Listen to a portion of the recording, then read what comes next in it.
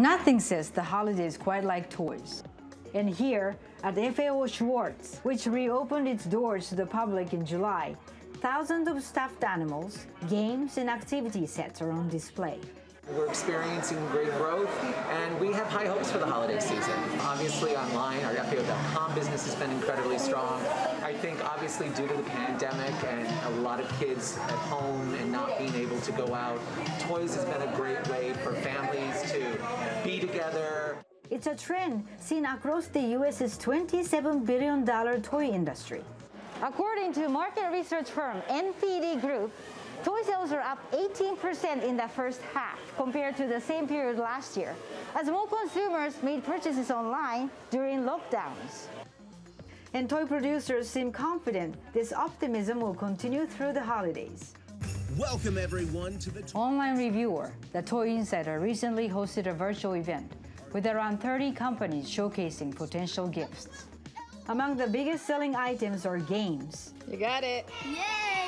NPD Group says sales in that category jumped more than 43% the first half of 2020 compared to the same period last year. For games in particular, I have a really positive outlook. Again, what we typically see is trial really drives future purchase. So with an unprecedented opportunity for trial this year, we expect that to continue into next year.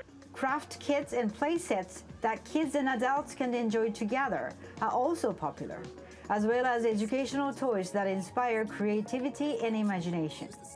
Parents are at home right now and they're adding on, not only they have the stresses, of course, of being mom and dad, but then they're also helping with their education, right? And they realize how important it is to make it fun.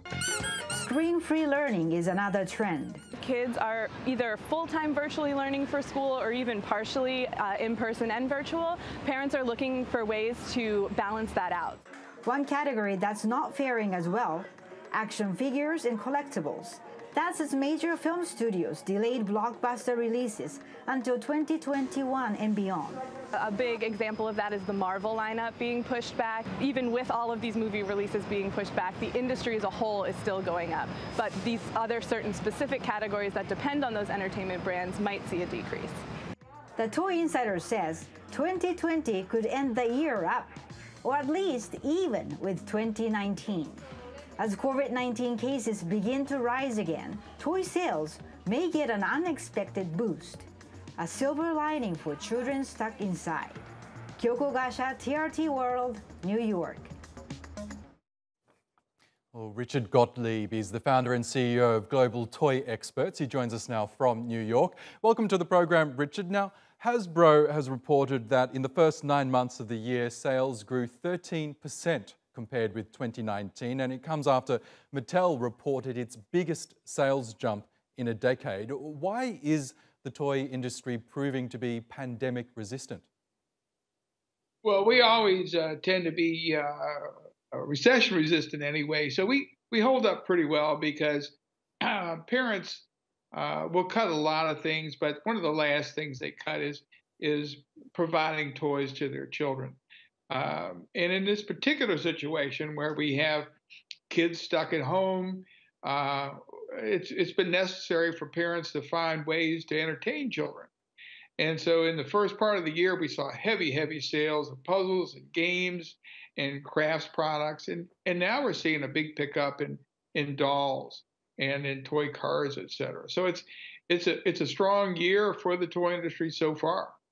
Now, both Hasbro and Mattel are forecasting bumper sales over the Christmas season, but there is still a lot of uncertainty around this pandemic. We're seeing a resurgence of cases in places like Europe and the United States. Are you worried that the rapidly evolving nature of this crisis could actually impact toy sales going into the holiday season?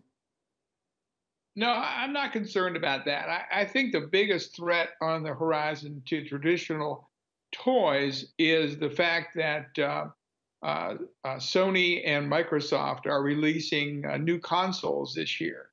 And historically, whenever there's been a console release, it has come at the expense of traditional toys.